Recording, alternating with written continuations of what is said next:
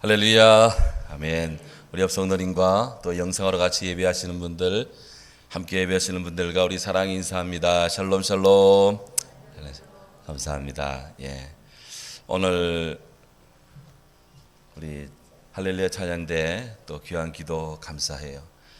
우리 찬양대가 찬양하는데 제가 뒤에서 이렇게 찬양을 들으면서 얼마나 은혜가 되든지 국립중앙합창단이 와서 찬양하는 것 같더라고요. 그렇게 소리가 여성이 다세승밖에 안 되는데도 그렇게 찬양이 우렁차게.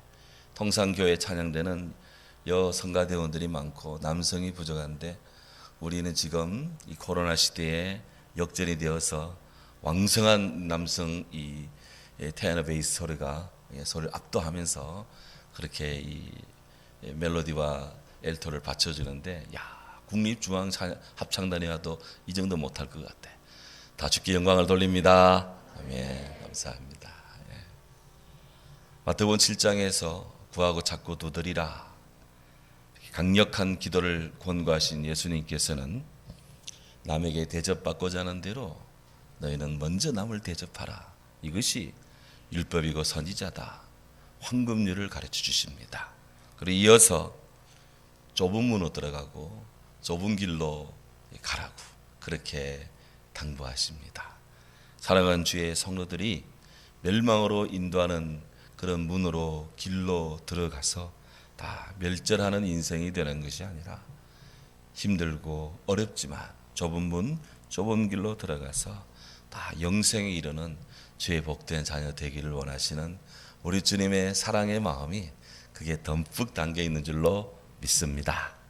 오늘 이 시간 함께 하신 우리 사랑하는 성도님의 심령이 모두가 다 우리 예수님 가르쳐 주신 그 말씀대로 우리 인생에 있어서 좁은 문, 좁은 길, 그 믿음의 길로 다 들어가는 그렇게 해서 다 주의 나라에 무사히 안착하고 주님과 함께 생명의 기쁨을 누리는 그런 아름다운 구원이 우리의 삶의 현실이 되리라 믿습니다. 영어 번역 성경에 아주 금잡탑을 이룬 그 영어 번역이 있는데요. 모든 번역이 다 귀하지만 세계 영문학에도 큰 영향을 미친 킹 제임스 버전이라는 영어 성경이 있습니다. 그야말로 영어 성경의 고전이라고 합니다. 이 킹 제임스 버전은 영국 황제가 이 명을 받들어서 그 당대의 최고의 영문학자들이 성경을 영어로 번역을 했습니다. 그래서 황제의 존귀한 이름, 그 이름으로 우리 하나님을 높이고 또 높인다라고 해서 흠정역이라고도 하고요. 최고의 권위를 가진다 해서 권위역이라고도 하는데 이 흠정역, 권위역이라고 하는 이 킹 제임스 버전은 오늘 우리가 이 보는 좁은 문의 그 좁은 문을 궁핍의 문, 스트레이트 게이트 이렇게 번역을 했어요. 뜻밖이죠? The narrow gate 이렇게 하지 않고 스트레이트 게이트, 궁핍의 문 이렇게 번역을 했는데 왜 이렇게 번역을 했을까?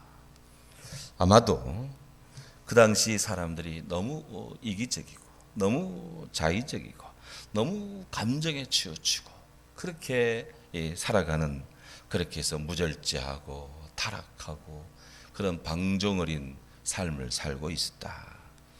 하지만 주의 성도들로 하여금 이런 세상의 쾌락에 집착하지 않고 가시밭길을 헤쳐나가듯 절제하며 살아가야 되지 않느냐 라는 의미를 강조하는 차원에서 궁핍의 문으로 들어가라 그렇게 아마 당대 최고의 영문학자들이 번역을 했다고 봅니다.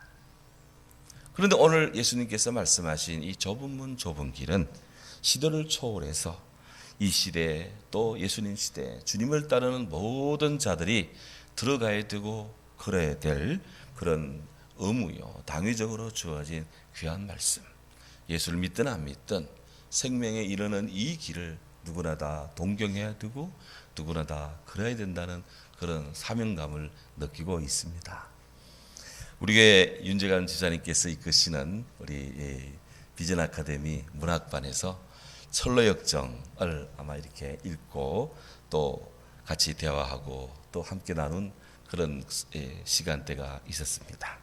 거기서 이 철로역정이라는 그 책을 읽으신 분들은 아마 다 이 좁은 문, 좁은 길의 의미와 가치를 다 느끼셨을 거예요. 그게 주인공이 크리스찬입니다. 뭐 신자라고도 번역되는 책이 있고 그냥 그대로 크리스찬이라고 번역되는 책이 있는데, 주인공 크리스찬이라는 사람이 전도자의 안내를 받습니다. 그래서 당신은 좁은 문으로 들어가서 좁은 길로 가세요, 이렇게 소개를 받죠. 그래서 이 신자는 고민하다가 드디어 그 문을 이제 들어가고 그 좁은 길로 가면서 겪는 각종 에피소드들이 담겨 있는 그런 우리들의 신앙생활의 이 여정을 여실히 드러내는 아주 참 귀하고 귀한 명저가 이 철로역정이라는 책이 있습니다. 믿음의 순례길을 가면서 온갖 종류의 사람들이 거기에 나오는데, 우리들이 살아가면서 온갖 종류의 사람들이 거기서 참 만납니다. 그런데 그런 이런 여러 가지 과정을 다 헤치면서 이 신자가 구원이라고 하는 담을 탁 넘어서 예수님의 십자가 언덕을 향해 탁 갔는데, 십자가 밑에 다다른 그 순간에 그가 집을 출발할 때부터 거의 이 덩에 메어져 있던 이 짐이라고 하는, 무거운 짐이라고 하는 것, 아무리 벗으려도 벗겨지지 않는 그 짐이 예수님 십자가 앞에 탁 서니까 이게 자동으로 싹 벗겨져 내려가고, 그 순간에 낯선 세 분의 어른이 탁 나타나서 그에게 너희의 죄를 사한다, 그에게 거친 옷을 벗기고 하얀 세마포옷을 입히고 성령의 인을 탁 치면서 이제는 이 좁은 길을 걸어 천성으로 가시라고 그렇게 축복하며 안내하는 그 장면은 참 아주 이 압권이고, 믿는 자로서 그 부분을 읽을 때 얼마나 기쁨이 오는지, 내가 예수 믿는 거 정말 잘 믿었다 하는 그런 생각들을 하시는 분들이 참 많이 있습니다. 사실 그 책에서 크리스찬이 신앙의 순례를 났을 때 많은 가족들이 만류를 합니다. 사랑하는 이가 여기 있는데 어디를 가신다는 거요? 당신은 나를 두고 어디를 간다는 거요?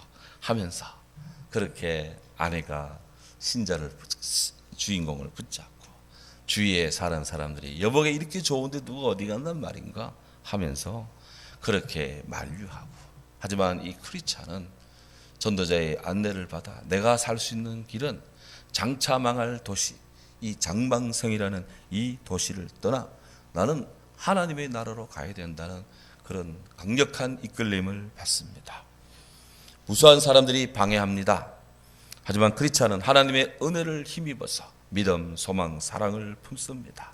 그리고는 좁은 길로, 좁은 문으로 들어가 좁은 길로 가고 결국 하나님의 천성문, 하나님의 나라에 들어갑니다. 거기서 이루 말할 수 없는 기쁨, 환희를 느낍니다. 바로 이런 스토리가 쭉 이어진 책이 철로역정이에요. 저는 속히 우리의 이 비전 아카데미가 빠르게 다시 열릴 수 있는 그런 코로나 시대가 빨리 종결되고, 이런 아름다운 이런 이 고전 문학반도, 성경을 읽는 성경 통독반도, 또 아름다운 그림도 그릴 수 있는 그런 그림반도, 뭐 만들 수 있는 그런 반도, 또 찬양하는 반도 등등, 우리에게 이런 아름다운 비전 아카데미가 빨리 오픈될 수 있기를, 리오픈될 수 있기를 정말 사모합니다. 요는 우리가 이 좁은 문, 좁은 길로 이미 우리는 들었었고 또 계속해서 이 길을 잘 가야 되겠다는 거예요. 그런데 저는 이 말씀을 생각하면서 묵상하면서 우리 예수님께서 가지 말아야 될 문, 가지 말아야 될 길이 넓은 문, 넓은 길을 말씀하실 때 특별히 어떤 것을 염두에 두고 주님이 이 말씀을 하시지 않았을까? 우리가 들어가서는 안 될 넓은 문, 또 우리가 너무 그게 빠져서는 안 될 넓은 길이 있지 않았을까 하면서 묵상을 하다가 길이 특화된 나라가 있다는 걸 생각했습니다. 그 나라는 다름 아닌 로마라는 나라입니다. 로마 그러면 여러 가지가 이름 유명하지만 예수님 당시 길로 유명한 나라가, 그런 제국이 로마였습니다. 모든 길은 로마로 통한다. 아시죠? 예. 17세기 프랑스 작가 라푼테인이 그 우화에서 했던 말이랍니다. 모든 길은 로마로 통한다. 그 길과 로마는 뗄래야 뗄 수 없는 그런 절대적 관계성을 갖고 있어요. 시오나 나나미의 로마인 이야기, 제가 1권부터 15권과 17권 제가 다 읽었는데요. 그 책에 보면 이런 말이 있습니다.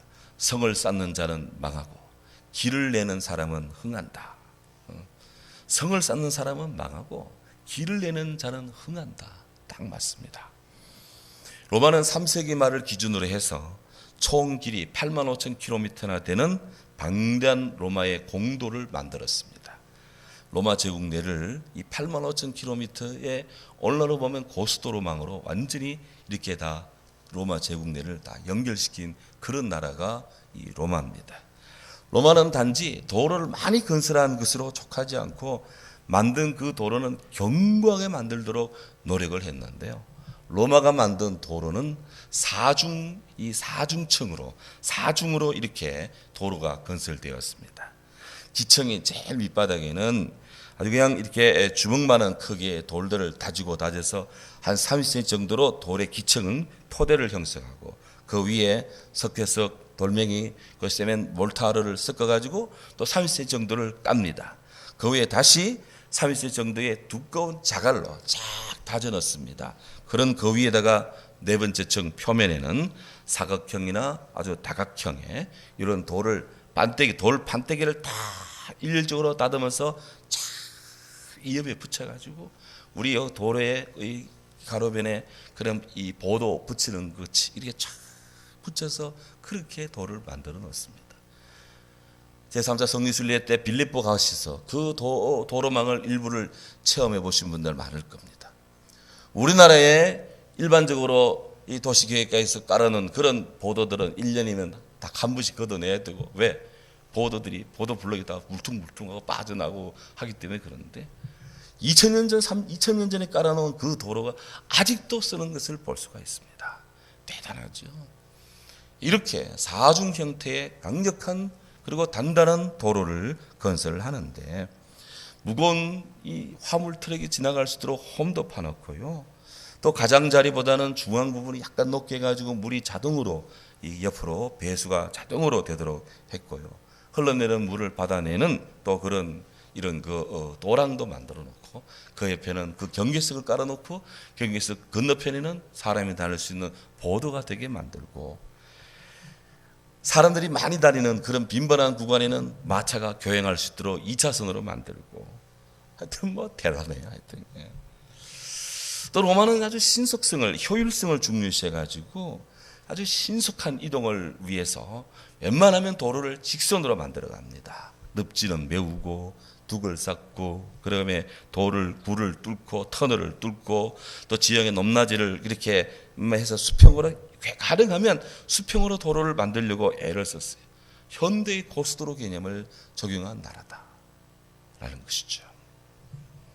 또 로마는 공공우편 제도를 일찍부터 시행을 했습니다. 그래서 12km에서 20km마다 숙박시설을 갖춘 그런 그 역참을 시설했고요. 그곳에서는 신속하게 말을 바꿔 타고 또 우편 배달부가 달려가도록 그런 이 시설을 다 갖추었는데 이 역참 덕분에 로마의 우편물이 이 평상시는 보통 하루에 70km씩 이동을 해 나갔는데 긴급 상황 시는 200km씩 이렇게 우편 배달부가 우편물을 날랐다고 합니다.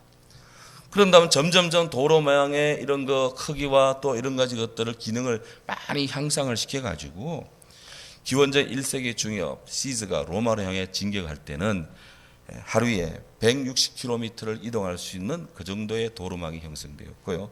그 뒤 100년 뒤 티베리우스 황제 때는 하루에 300km를 달릴 수가 있었고 AD 68년 네로 황제가 죽었다는 소식을 스페인에 전달할 때는 540km를 36시간 만에 전령이 황제의 죽음을 알리는 소식을 전했다고 하는 것입니다.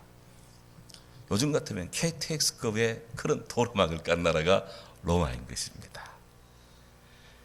이런 엄청난 도로망을 바탕으로 로마는 지중해권을 자기들의 내해로 삼으면서 그야말로 천년의 로마 제국을 그렇게 이어갑니다. 이런 로마를 제국하는 데 결정적으로 역할을 한 사람이 율리우스 카이사르, 우리가 흔히 시저라고 하는 그런 사람입니다. 왔노라 보았노라 이겼노라 베니 비디 비키 I came, I saw, I conquered. 왔노라 보았노라 이겼노라. 시저가 군사를 이끌고 나가면 모두 승리를 합니다. 그런 시저가 갈리아, 오늘날 프랑스와 벨기에 여기를 정복을 하고 평정하자 그의 인기가 로마 전역에 하늘을 찌듯이 올라가자 이를 시샘한 폼페우스가 원로원과 손잡고 카이사르의 군대를 이제 해체하라. 더 이상 로마가 정복할 땅이 없지 않느냐. 이제 그만 군대를 해체하고 로마로 복귀하라. 라는 그런 긴급 명령을 내립니다. 시저는 고민합니다. 그런다면 그런 결심을 합니다. 그리고는 수용할 수 없는 원로원의 제안을 거부합니다. 해서 군대를 끌고 이태리 루비콘강을 건너가면서 주사위는 던져졌다 하고는 건너가서 폼페우스의 6만 대군을 소수의 병력 가지고 물리쳐냅니다.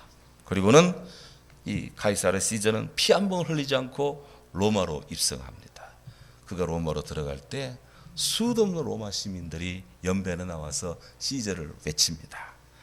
원로는 미워 죽어도 평민들이 지지하니까 어쩔 수 없어서 이 카이사르에게 독재관, 임시 집정관을 허락을 합니다. 카이사르는 저 완숙한 정치적 수단을 발휘해 가지고 로마의 민심을 사로잡습니다. 그가 내놓는 개혁 정책마다 대성공을 거둡니다. 그러면서 그가 취한 아주 중대한 정책을 하나 취했는데요. 로마시에 14개의 도성의 출입문이 있습니다. 이 14개 도성 출입문을 시저가 다 혁파해서 다 문을 다 철거를 합니다. 그리고는 선언합니다. 로마에 성문이 필요할 때는 이미 로마는 로마가 아니다. 그렇게 하면서 로마는 성문이 없는 도시다 하면서 로마의 성문 14개를 다 없애버립니다. 그래서 로마는 큰 길, 큰 문의 도시가 되었고요. 고대 알렉산더가 꿈꾸었던 로마를 기점으로 세계가 하나 되는 자유로운 왕래를 꿈꾸는 그런 전대미문의 역사를 일구었습니다. 하지만 그토록 강력한 영화를 누린 시저, 그렇게 강력한 이 권세를 누린 로마였지만 한순간에 무너집니다. 너무나 강력한 권력을 지닌 이 카이사르를 견제하고자 했던 원로원, 그들은 사람 청년들을 수습거립니다. 그래서 시저는 그가 아들처럼 아꼈던 카시우스 브루투스에게 암살을 당하죠.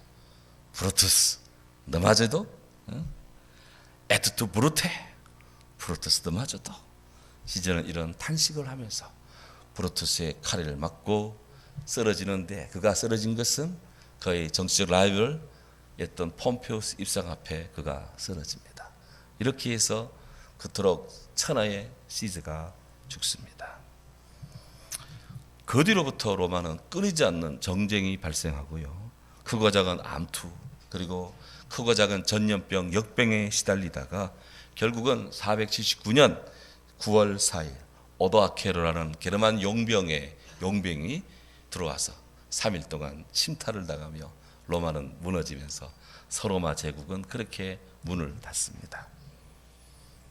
멸망에 이르는 문은 넓고 그 길이 크다. 그 길이 크다. 그렇게 해서 무너지는데, 아마도 우리 예수님 마음에 넓은 문, 넓은 길로 들어가지 마라 라고 하셨을 때 그 넓은 문, 넓은 길이 어딜까? 아무리 제가 생각해 봐도 우리 주님 마음에는 바로 CJ 이야기도 있었고 로마의 영고 성세가 주님의 눈에 비쳤을 것 같아요. 그래서 세상 사람들이 흠모하는 절대 권력, 절대 영화, 로마의 그 길, 지상의 왕국이라 하는 지상의 바벨론 같은 이 로마의 길을 거기에 함몰되지 마라. 성도가 가야 할 길은 그들이 외면하고 그들이 핍박하는, 하지만 생명에 이르는 좁은 문 좁은 길인 구원의 길인 바로 천국을 향한 믿음의 길이라고. 우리 주님이 그렇게 해서 좁은 문 좁은 길을 넓은 문 넓은 길과 대비시키지 않았을까, 그런 생각이 딱 들더라고요. 그럼 우리가 걸어가야 될 좁은 문 좁은 길, 이 길에 전형적인 모범이 있다면 누구일까? 좀 묵상을 해보니 아브라함이더라고요. 지난주부터 위대한 사상가의 대화, 주일 오후 새로운 말씀의 주제를 가지고 시작을 하는데, 오늘 첫 번째 이사야 51장에 있는 말씀을 가지고 아브라함을 생각하라. 정말 위대한 사상의, 히브리 사상의 대가, 온 인류의 복의 근원이신 아브라함, 정말 그분은 위대한 사상가다라고 하는 것을 오늘부터 이제 이야기를 좀 하려고 하는데요. 바로 이 아브라함이 좁은 길을 걸은 그런 전형적인 표범이 되지 않을까, 그런 생각을 합니다. 탈무드는 아브라함이 믿음의 조상이요 축복이 된 그런 부름을 받고 순종하는 과정에서 그가 좁은 길을 걸었다고 그렇게 해석을 하는 것을 봅니다. 창세기 21장 27부터 32절에 보면 아브라함의 이 가계가 나오는데요. 아브라함 아버지는 데라입니다. 데라는 그의 가족들이 살아왔던, 그리고 큰 가문을 일구었던 갈대아 우르, 그곳을 떠나 가나안 땅을 가기로 결심을 하고 그의 식구들을 다 데리고 이제 집안 이주를 시작을 합니다. 그들이 이 가나안 땅으로 출발하기 전에 살았던 갈대아 우르, 그것은 어떤 곳이었을까? 지금 우리는 가고 싶어도 갈 수가 없습니다. 그곳은 현재 이라크 쪽에 너무나 정정이 불안해서 웬만한 사람들은 갈 수가 없는 그런 곳인데요. 아브라함 때는 이곳이 세계 최고, 그 당시 세계 최고의 첫 번째 문명, 메소포타미아의 근원을 형성하는 수메르 문명이라는 문명지대였습니다. 여기에 지금도요, 아브라함의 생가라고 추정되는 집이 그게 보존이 되어 있다는데요. 이 고고학자들의 보고에 따르면 이라크 서북부 지역에 아브라함 생가로 추정되는 집이 있는데, 집이 2층 형태입니다. 거기에 집안에 방이 13개에서 14개 정도 방이 구축되어 있고, 집안에는 대리석과 석회로 치장이 되어 있고, 화장실은 수세식이고, 상수도 관계 설비까지 갖춘 그런 이 집입니다. 오늘날의 집도 이만한 집을 짓기가 상당히 어려운데, 이 당시에 바로 이런 수메르 문명의 그 문명지대에 그 갈대아 우르라는 곳에 아브라함이 그야말로 2층집에 방 13개짜리, 14개짜리 그런 게스트룸도 갖추고, 그렇게 해서 아주 그냥 수세식이고 상수도 시설 엄청난 그런 이 집을 짓고 아주 그냥 풍요한 문화생활을 했다 하는 것이죠. 고대 문명, 수메르 문명 하니까 뭐 옛날에 뭐 선한 거 있겠냐 할지 몰라도 비4000년, 지금부터 6000년 전의 문명이라 해서 우습게 볼 일이 아닙니다. 오늘 오후에도 말씀드릴 것인데요. 이 당시의 집이 그냥 진흙을 찍어 짓는 집이 아니라 진흙으로 만든 벽돌을 구워서 강력한 이 강도를 가진 벽돌에다가 콜타르를 칠해가지고 이렇게 해서 방수가 되는 그런 집을 지었다는 거예요. 이런 안락함, 이런 문명의 땅, 이런 개화된 땅에 얼마든지 안주하고 살 수 있는데, 데라는 그런 최고의 문명과 안락을 뒤로 하고 아브라함과 그 손자 롯을 데리고 그야말로 온 집안 식구들이 그야말로 이 가나안이라는 미지의 땅으로 이주를 결심한다. 이게 과연 쉬운 일이겠습니까? 그런데 그렇게 해서 쭉 가나안 땅으로 유프라테스 강을 거슬러 올라가다가 하라라는 지역에 이르렀는데, 어찌된 연고인지 이 아버지 데라가 더 이상 앞으로 진로를 나가지를 못합니다. 아마도 몸이 좀 아팠던 것 같아요. 그 하란에서 아버지 데라가 205세가 되어 숨을 거둡니다.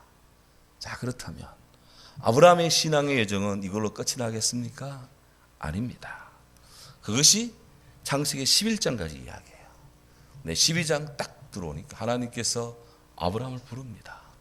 아브라함아, 너는 너의 본토, 너의 고향, 너의 친척, 아비 집을 떠나 내가 내게 보여줄 땅으로 가라. 이렇게 말씀합니다. 내가 너로 큰 민족을 이루고 내게 복을 주어 너를 창대케 하리라 그랬는데, 우리말 번역이 정말 멋있습니다. 이 부분은 영어 성경에는 You will be a blessing. 너가 축복이 되리라. 아브라함 네가 축복이 되리라. 조건이 있다면 너의 고향 친척 아비 집을 떠나 내가 내게 보여줄 땅으로 가라. 여기 조건입니다. 아브라함은 바로 이 하나님의 이 부르심에 순응합니다. 성경에서 만나는 아브라함의 위대한 신앙의 여정은 바로 이렇게 시작이 됩니다. 히브리 11장에 보면 하나님께서 아브라함을 부르셨고 아브라함은 거기에 순종했다고 말합니다. 이렇게 해서 위대한 믿음의 계보가 탄생이 됩니다. 하나님 아브라함에게 내가 내게 보여줄 그 땅으로 가라 라고 말씀을 하셨는데 도대체 보여줄 그 땅이 어딘지, 좌표는 어디고 지금 여기서부터 몇백 킬로 전방에 있는 어디고 뭐 어떤 형질의 땅이다, 지명은 어디다 말씀하지 않아요. 그냥 내가 내게 보여줄 땅으로 가라 그렇게 말씀합니다. 아마도 우리 성도들 같으면 굉장히 뭔가 이렇게 사리이치 따지기 좋아하는 우리들 같으면 어디로 가란 말입니까? 좀 더 구체적으로 정확하게 이렇게 요구할 것인데 아브라함은 그 정도의 하나님 말씀에 순종합니다. 하나님이 이끄실 것이다. 그리고 믿음으로 진로를 진행합니다. 어떻게 해서 아브라함은 하나님이 보여주신 그 땅에 도착했을까? 굉장히 궁금하더라고요. 그래서 하나님은 아브라함은 어떻게 해서 그 땅에 도착했습니까? 제가 그런 마음의 질문을 가지고 성경을 읽습니다. 또 이 책 뒤지는데 탈무드에 보니까 그 부분에 대한 답이 나오더라고요. 3세기에 유대랍비 레비라는 분이 이제 이 부분에 대한 글을 남겼는데 그 글에 따르면 이렇습니다. 아브라함이 자기 식솔들 다 데리고 이제 하란에 출발을 합니다. 해서 남쪽으로 방향을 잡고 쭉 내려가는데 아람 나하라림이라는 지역을 딱 통과하는데 그쪽 지역의 사람들이 굉장히 먹고 마시고 춤추고 즐기는 막 요즘 말로 하면은 막 페스티벌을 즐기고 날마다 축제 분위기에 그냥 날마다 축제를 즐기더래요. 그런데 이걸 이렇게 보던 아브라함의 마음속에 내가 나의 후대들이 이런 먹고 마시고 춤추고 즐기는 이런 문화 속에 살기에는 나의 대들이 살기에는 좀 맞지 않는 것 같다. 이런 문화 풍습 속에서는 나의 신앙의 대가 형성되기가 상당히 어렵겠구나. 그래서 적당히 머물다가 다시 밑으로 쭉 이동을 했답니다. 그는 계속해서 남쪽으로 이동을 내려갔는데 실로라는 지역에 딱 도착을 했습니다. 실로라는 지역은 안식의 땅, 안식의 장소 그런 곳인데 안식이니까 뭔가 좀 이렇게 편안함을 느낄 것 같잖아요. 그런데 그 실로라는 이름은 안식의 장소라는 실로인데 그곳에 사는 사람들의 모습을 이렇게 보는데 아브라함 눈에 비친 실로 사람들의 모습은 계절을 따라서 풀을 뽑고 씨를 뿌리고 쟁기질을 하고 하는 열심히 일하는 모습이었습니다. 안식 그러면 아무것도 안 하고 손에 물 털면서 편안하게 지낼 것 같았는데 이들은 해가 뜨면 일을 하고 또 시절에 맞춰서 씨를 뿌리고 쟁기질을 하고 풀을 뽑고 열심히 일을 하는 거예요. 이 모습을 딱 보는 순간 아브라함은 직관적으로 느꼈답니다. 이 땅이야말로 나와 나의 후대들이 대업을 이어갈 기업을 이어갈 땅이겠구나 라고 자기도 모르게 그런 직관적인 생각을 딱 하는 순간 그의 마음속에 거룩하신 하나님께서 말씀을 했답니다. 나는 이 땅을 네 자손에게 주겠노라. 아멘. 이렇게 해서 아브라함이 그 땅에 실로를 중심으로 캠프를 치며 진주하기 시작했는데 그것이 바로 오늘날 우리들이 말하는 가나안 땅, 적과 꿀이 흐르는 이스라엘 땅, 그 땅이라는 거예요. 그 땅. 예, 참 그렇습니다. 아브라함은 먹고 마시며 즐기는 그런 기름진 풍요와 쾌락과 소비 문화라는 넓은 문, 넓은 길, 이 길에 안주하지 않았다는 것이죠. 아브라함은 도리어 일하고 노력하는 땀을 흘리는 그런 도전이라는 좁은 문, 좁은 길에 그가 살았다는 것입니다. 그 길을 택했다는 거예요. 그곳에서 그는 안식과 감사를 누리며 고백하며 그 믿음의 기업을 일구어 갔다 하라는 것이죠. 아브라함의 신앙의 이 이야기는 개인적인 어떤 이주의 이야기를 넘어서 한 가족과 또 한 민족의 이야기에 멈추는 것이 아니라 하나님의 은총과 구원의 축복과 또 비전의 걸음걸이라는 것, 그것은 바로 믿음 안에서 주님 바라보는 비전과 소망의 말씀을 따라가는 순종과 또 그것을 보는 비전, 이 안에서 이루어지는 하나님의 거룩한 구속사, 할지 계실 때 거룩한 구속사라는 것입니다. 나이가 길다 가도록 예수 인도하신다. 믿음으로 사는 자는 하늘 위로 받겠네. 이 말씀을 생각하는데 이 찬송이 생각나더라고요. 그래서 여러 번 불렀습니다.